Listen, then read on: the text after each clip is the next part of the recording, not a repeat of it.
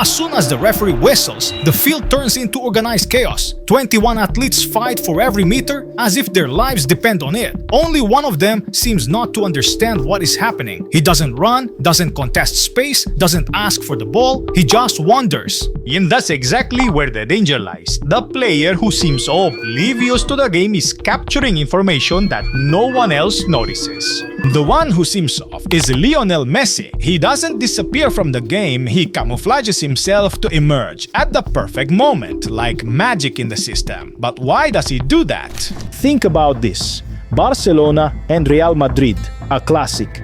The game starts. While the entire team moves as a synchronized block, Messi isn't in sync with anyone. He walks, probes, scans every sector. In a matter of minutes, he's already built a mental map of the opposing defense. And when Barcelona regains possession, it seems like magic.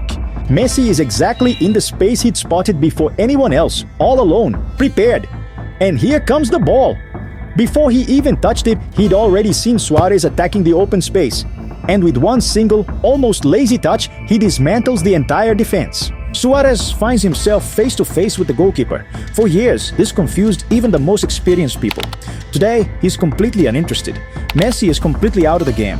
The interpretation was always incorrect. This behavior is not a lack of interest, it's strategy. Guardiola once said a phrase that seemed like a provocation. Messi is the player who runs the least, but the continuation explained everything, because he doesn't need to. His heat maps are a complete mystery. He shows up in places he shouldn't be. He circulates in areas where a forward isn't usually found, and yet he finishes like he's the absolute master of the box. Just because he runs less, it doesn't mean he has less influence. While others burn their energy for 90 minutes, Messi conserves it all for the moments that truly open up the game. And when he accelerates, the devastation is instantaneous. Statistics prove his impact per unit of distance covered exceeds players who run 40% further. It's an absolutely insane level of efficiency. Defenders who have faced Messi describe the sensation as almost traumatic. Rio Ferdinand, after the 2009 and 2011 finals, confessed that he and Vidic would ask themselves during the match,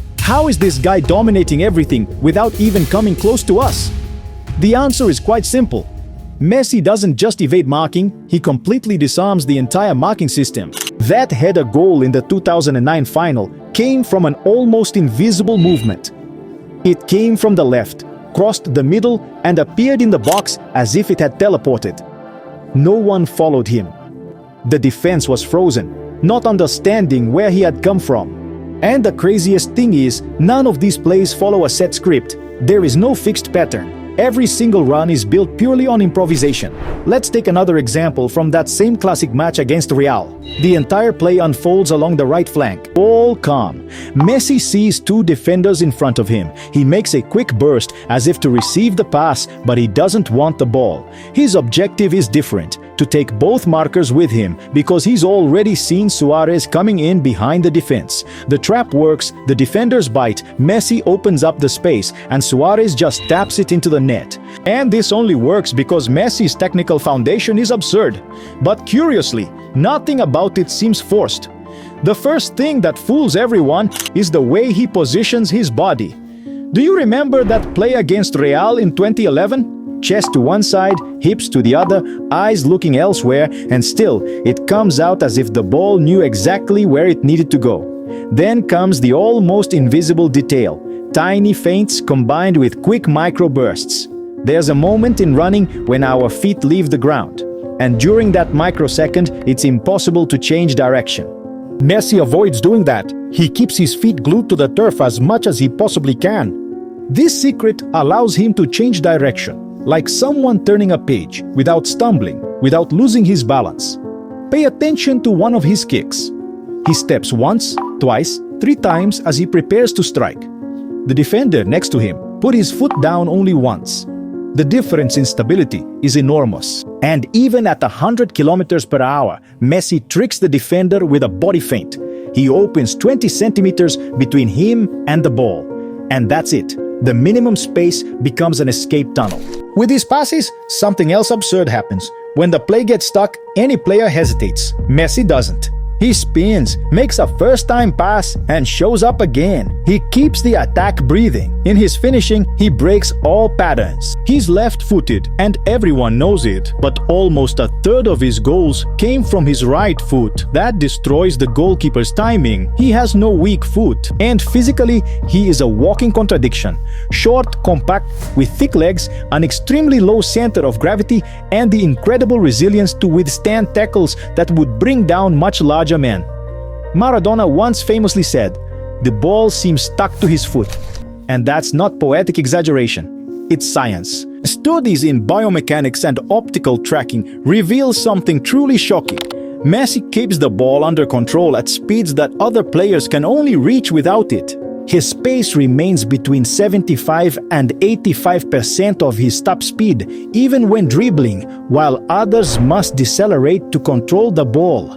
Messi never loses his rhythm. Sometimes he runs even faster with the ball than without it.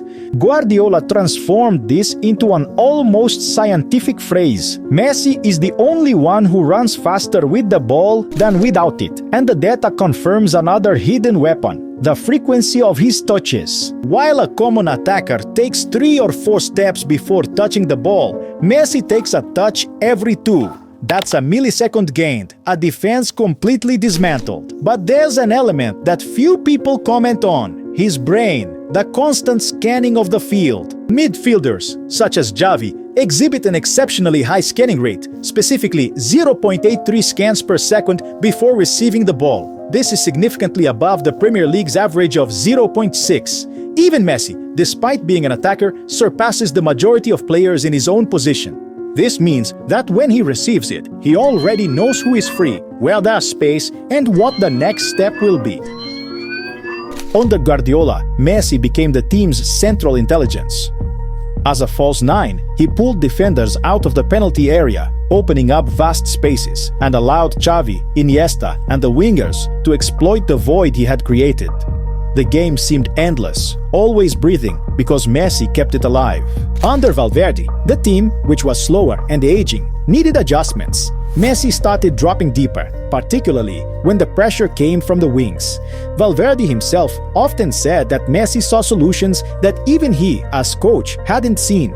The team was reconfigured to rely heavily on his superior game sense. Even without being at his physical peak, his brilliant mind ensured Barcelona still created all their chances through intricate ground play. For any defender, marking Messi is like playing chess against someone who already knows how the game will end. He's always 2 moves ahead. Now I want to hear from you. Is there anyone in football with such understanding, or is Messi truly a one-of-a-kind anomaly?